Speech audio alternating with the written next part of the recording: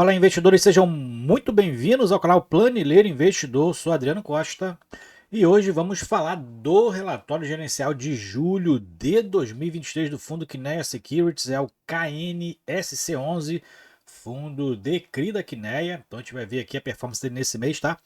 E se inscreva no canal então, você que ainda não é inscrito aí no canal, tá bom? Deixe o seu like e compartilhe esse vídeo com outras pessoas. E também vou deixar esse relatório gerencial na descrição do vídeo para você baixar e também o link do nosso grupo do Telegram. Bom, então vamos lá, para quem não conhece o fundo, né? O fundo que investe principalmente em CRIs, né? Mas também tem outras cotas, percentual pequeno, né? De cotas de FIIs dentro do seu portfólio. Tá, o fundo de mais de 1,2 bilhões de reais de patrimônio líquido, tem mais de 104 mil cotistas, inclusive aí aumentou cerca de mais de 4 mil cotistas aí de junho para julho, tá? Eu sou cotista do fundo há mais de um ano e meio, sou cotista aí do fundo em torno aí de 4% da minha carteira de FIIs, eu tenho 17 FIIs na carteira, em torno de 3 a 4% está no Kinea Securities, gosto muito do fundo, inclusive mês passado fiz algumas compras já aumentando a minha posição. Fundo que está com uma cota patrimonial encerrada em 31 de julho de 91,66. No mercado está mais ou menos esse valor ainda nessa primeira semana, segunda semana já, né?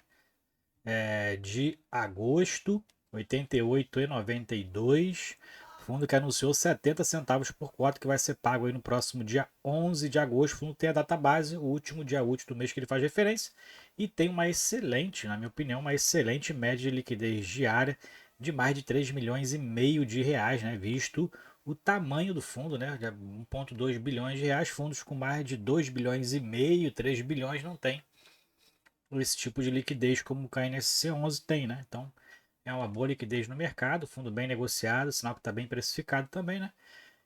E o fundo que tem aí IPCA e CDI dentro dos indexadores dos seus CRIs, né? Com preponderância do IPCA, em torno de 60%, e o CDI quase 40% aí da sua carteira, tá? Spread médio aqui, o prêmio de risco de 7,74% e CDI 3,63%, considerado o fundo, na minha opinião, high grade, né? Não tem problema de inadimplência, o fundo está um pouquinho alavancado, né?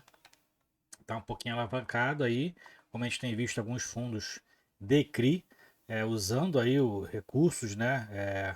Para poder se alavancar, pega recursos mais baratos, dá como garantia o próprio alguns CRIs da carteira e faz outras compras aí para poder oferir receitas maiores, né, utilizando recursos de terceiros, né? Isso é interessante, muitos fundos têm feito isso, inclusive Fiagros, Fiinfras, e a gente tem acompanhado isso aqui no canal.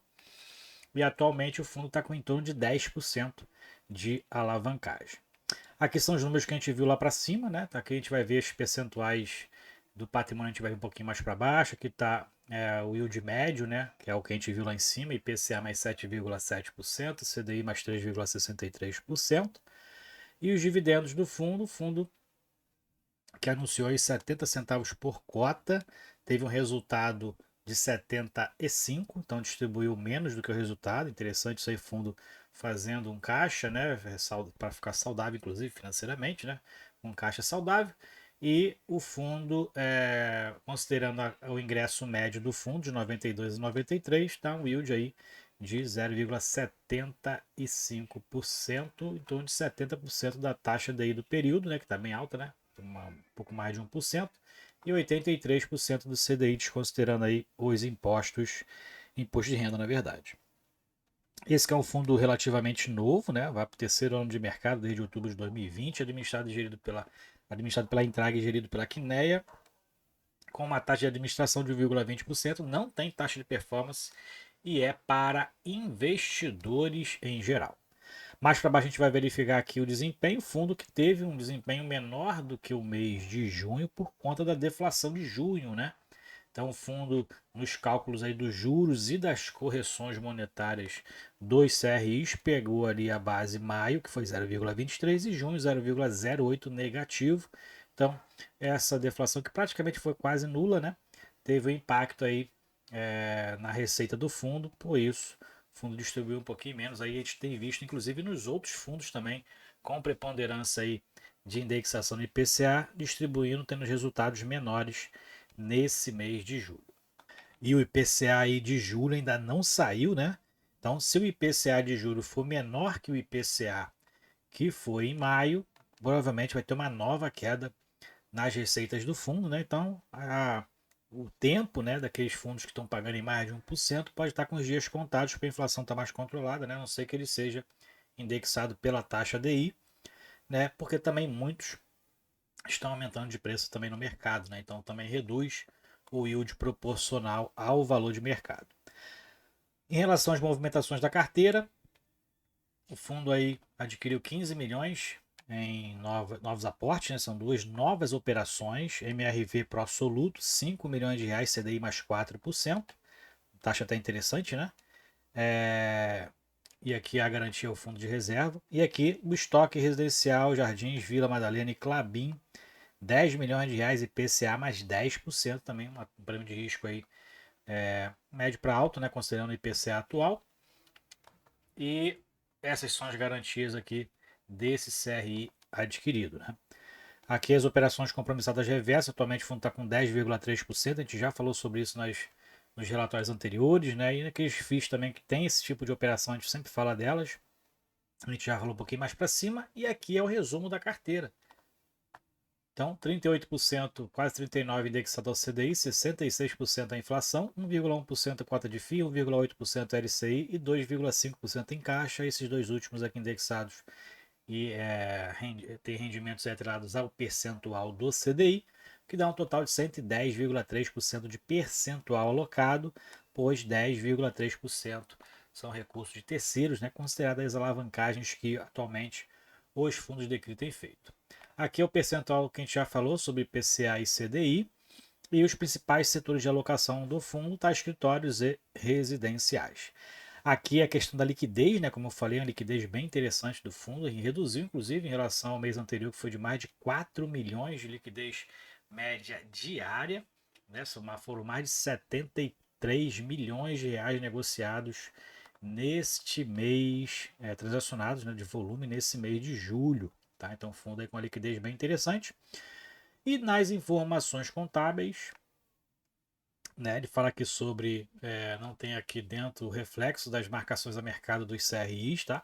Então, resultado do CRI teve uma redução, né, em relação às receitas anteriores. Inclusive, se a gente reparar aqui no período de deflação também anterior, onde, por exemplo, novembro pegou aqui o último mês de deflação, que foi setembro, né? A deflação do ano passado foi julho, agosto e setembro.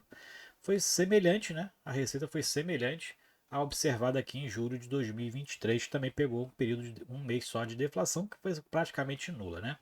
Receita de FIIs aqui repetindo a receita de LCI também, instrumentos de caixa, despesas também repetindo no mês anterior, não teve muitas variações então, a variação principal foi o resultado do DECRI, 10 milhões de reais o resultado, distribuiu 9,3 milhões, 75 centavos por cota foi o resultado e 70 centavos de distribuição por cota. O fundo agora está com uma reserva acumulada não distribuída de 53 centavos.